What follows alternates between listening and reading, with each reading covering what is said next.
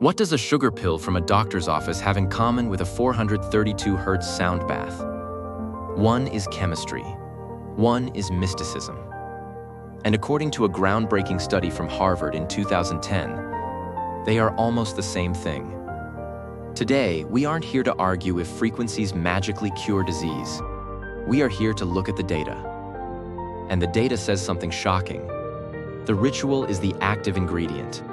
If you've ever wondered why your crystals feel good, why that sound bath left you lighter, or why a branded pill works better than a generic one, stick around, because we are about to prove that the woo has a scientific backbone.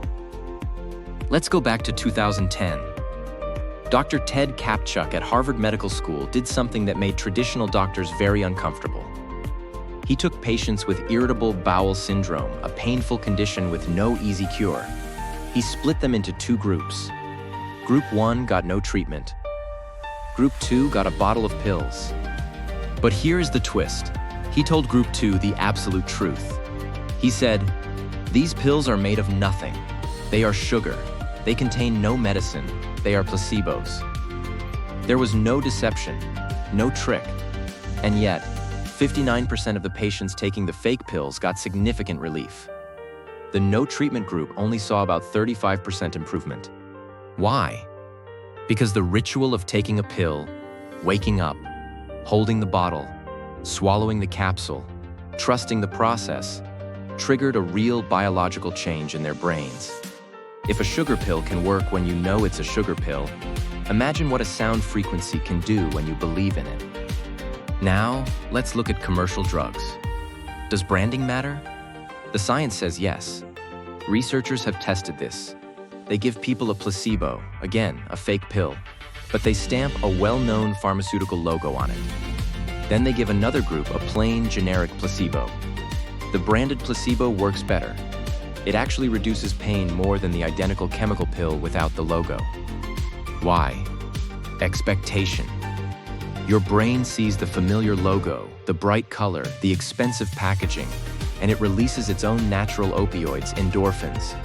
You literally manufacture your own medicine in response to the symbol. So when you take an ibuprofen for a headache, roughly 50% of the relief comes from the chemical, and the other 50% comes from the ritual of taking it. The sound of the bottle opening. The trust in the doctor. If we accept this, and we must because the data is peer-reviewed, then we have to accept that healing is not just physics. It is meaning. This brings us to sound healing. And let's be honest, the scientific community is skeptical.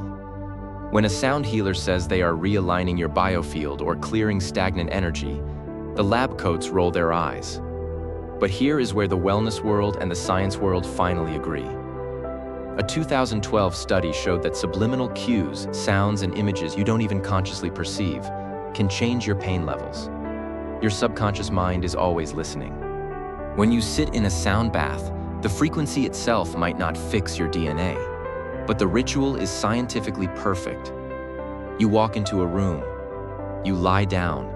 The lights are low. A practitioner who cares about you strikes a bowl. The vibration moves through your chest. You expect to feel better. That expectation is not fake. That expectation triggers the parasympathetic nervous system, rest and digest. Your heart rate slows. Cortisol drops. Inflammation lowers. Does the specific S-Res matter? Maybe. But the research suggests that believing the S-AIDS matters is actually what does the heavy lifting. And here's the radical part. That doesn't make it fake. It makes it biology. Here's my challenge to you. Whether you take pharmaceuticals, meditate with tuning forks, or both. Stop asking, is this objectively real? Start asking, does this ritual help my brain heal? Ted Kaptchuk said it best. The placebo effect isn't nothing. It's the most robust neurobiological event we can measure. So, go ahead. Light the candle. Chant the mantra. Take your pill. Ring the bowl. The frequency matters. But the meaning you give to the frequency matters infinitely more. Because you aren't just hearing a sound, you're performing a ritual. And that is real medicine. Thanks for watching. Let me know in the comments, what is your healing ritual? And if you want the links to the Harvard study and the sound healing trials, check the description below.